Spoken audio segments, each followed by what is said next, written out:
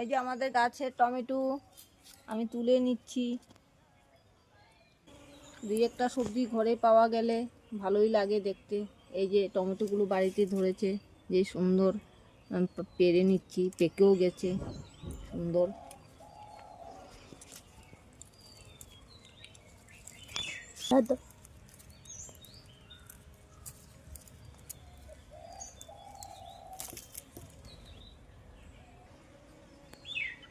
তিনটা টমেটো পেকেছে, তিনটা দিয়ে আজকে আমি সবজি রান্না করব।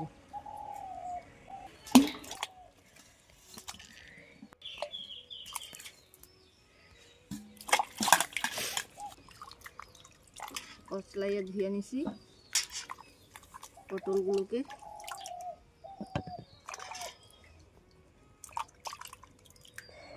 টমেটো ছিল